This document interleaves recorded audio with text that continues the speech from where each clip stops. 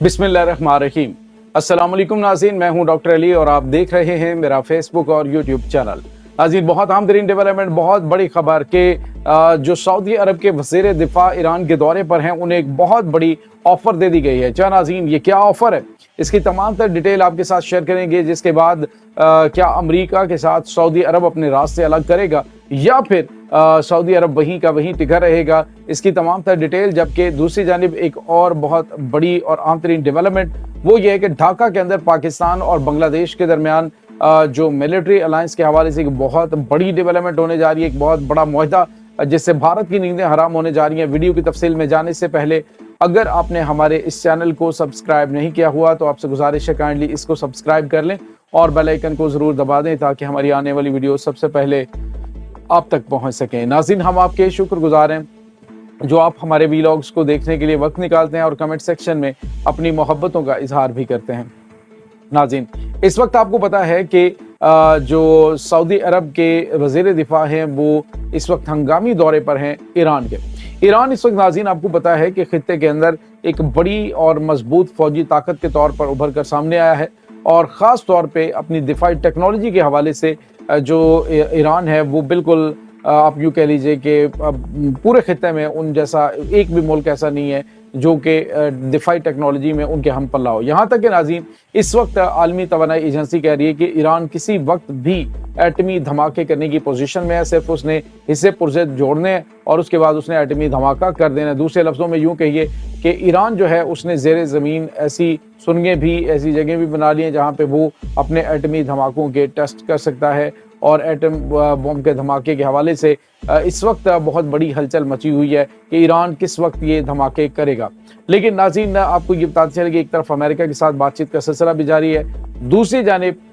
ये भी खौफ इनको मौजूद है कि ईरान जो है वो बातचीत के मामलात में अमेरिका को उलझाएगा, दबाएगा और उसके साथ ही एटमी धमाके कर सकता है। अब जो सऊदी अरब के जो वज़ीर दिफा हैं उनका तेहरान का दौरा बड़ा गैर मामूली है इन हालात में कि जब उनकी जानिब से अपने जदीद तरीन हथियारों की नुमाइश भी जारी की गई है। नाज़रीन, उसमें अब जो आज ताज़ा तरीन इन्होंने ट्रेलर जारी किया उसमें S-300 ए डिफेंस सिस्टम जो है वो ईरान ने सामने लाया है और वो दिखाया है आज। और अपने जदीद तरीन जो ड्रोन्स हैं उनका भी चेहरा दुनिया को करवाया कि हम क्या क्या कर सकते हैं मुमकिन तौर पर किसी भी जंग में। तो नाज़रीन, इस तमाम पोजीशन सूरत हाल के अंदर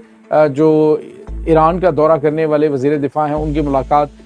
ईरान के supreme leader Ayatollah Sayyid Ali Khamenei से भी हुई है और उसमें ऑफ़र की गई है सऊदी अरब को कि हम सऊदी अरब को हर किस्म की जो है वो टेक्नोलॉजी में मदद देने के लिए तैयार है। नाज़रीन, इस वक्त आपको पता है कि सऊदी अरब को जिस टेक्नोलॉजी की ज़रूरत है वो एटमी टेक्नोलॉजी है। सऊदी अरब जो है वो एटमी टेक्नोलॉजी हासिल करना चाहता है और अमेरिका आपको पता है कि वो कभी नहीं चाहेगा कि सऊदी अरब ये तमाम तर चीज़ें हासिल करे। अब ईरान ने उनको ऑफर दी है कि आए मिलकर हम दोनों एटमी ताकत बनते हैं, यानी हम तो हमारे पास तो एटमी टेक्नोलॉजी है, हम आपको ये ट्रांसफ़र करने के जो है वो बिल्कुल हिचकिचाहट महसूस नहीं करेंगे, हम आपके साथ ये भी मुआहदा कर सकते हैं। अगर अमेरिका आपको ये ड्रावा देता है, ये एड्रेस देता है जी कि ईरान आपके लिए खतरा है, तो ईरान आपको एटमी ताकत बनाने के लिए तैयार है, हम आपको एटमी टेक्नोलॉजी देते हैं, आए मिलकर उम्मत मुसलमान को जो है वो आलम कुफर से बचाते हैं। और इसमें नाज़रीन आपको पता है कि हालिया दिनों में जो इस्लामी ममालिक हैं जिसमें तुर्की है, पाकिस्तान है, सऊदी अरब है और ये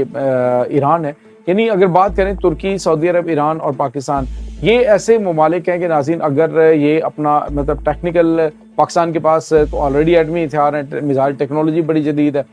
इसके बाद सऊदी अरब के पास पैसा है, तुर्की के पास दिफाई टेक्नोलॉजी बड़ी अच्छी है, ईरान के पास कमाल की है। तो अगर ये ममालिक आपस में इत्तेहाद सिर्फ 4 ममालिक भी कर लेते हैं ना, तो आप अंदाज़ा नहीं कर सकते कि किसी भी इस्लामी मुल्क में किसी बच्चे के हाथ से भी किसी की खिलौना छीनने की ताकत नहीं होगी अगर आपस में इत्तेहाद कर लें। बहरहाल ये बड़ा गेम चेंजर जो है वो दौरा हो सकता है जो इस वक्त ईरान का सऊदी वज़ीर दिफा की जानिब से किया जा रहा है। नाज़रीन, ये सऊदी वज़ीर दिफा जो हैं ये शाह सलमान जो कि सऊदी बादशाह हैं उनके बेटे और शाही ख़ानदान में ख़ास तौर पे ये छोटे भाई हैं इनके अपना शहज़ादा मोहम्मद बिन सलमान के। तो इन हालात के अंदर ये दौरा बड़ा अहमियत का हामिल है। अगर ये नाज़रीन इसमें इस्लामी ममालिक आपस में अलायंस करते हैं तो मामलात कहाँ से कहाँ पहुँच सकते हैं, ये आपकी सोच है। इसके बाद नाज़रीन आपको एक और डेवलपमेंट के बारे में बताएं। ढाका के अंदर पाकिस्तान और बांग्लादेश के जो हाई ऑफिशल्स हैं उनके दरमियान एक अहम तरीन मुआहदा होने जा रहा है। एक अहम मीटिंग है, हाई ऑफिशल्स पहुंचे हुए हैं پاکستان کی جو افواج ہیں، پاکستان اور بنگلہ دیش کی افواج، ان کے درمیان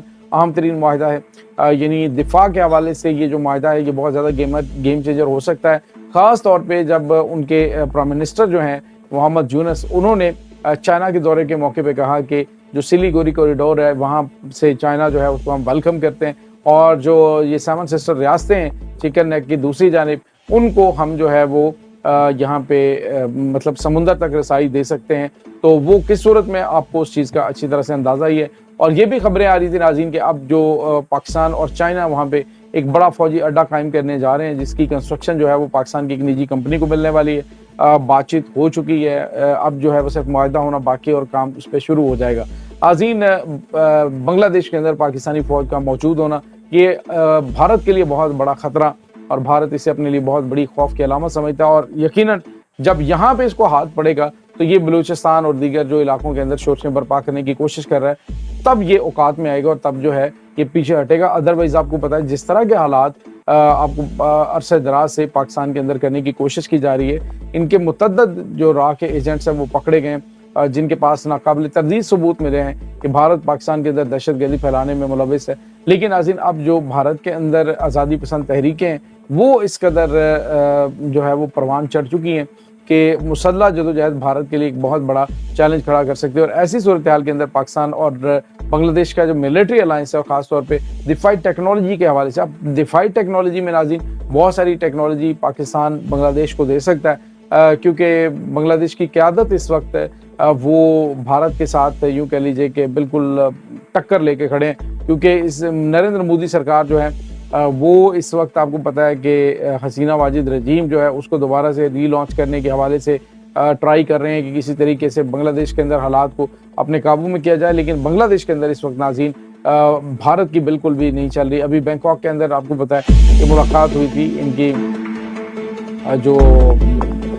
نریندر مودی اور محمد یونس ہے، اس میں بھی جو ایک دن پہلے انہوں نے بیان دیا تھا، اس بیان کے حوالے سے بھی بات چیت ہوئی، لیکن انہوں نے واضح طور پہ کہا کہ اگر بھارت چاہتا ہے کہ ہمارے ساتھ اچھے طریقے سے معاملات لے کر چلے تو سب سے پہلے جو ہمارے علاقے غیر قانونی طور پہ اس نے قبضے میں لے رکھے ہیں وہاں سے اپنی فوجوں کو پیچھے لے جائے۔ اگر نہیں لے کے جائے گا آزاد یا خالی، تو ہم وہ علاقے طاقت سے بھی کروا لیں گے،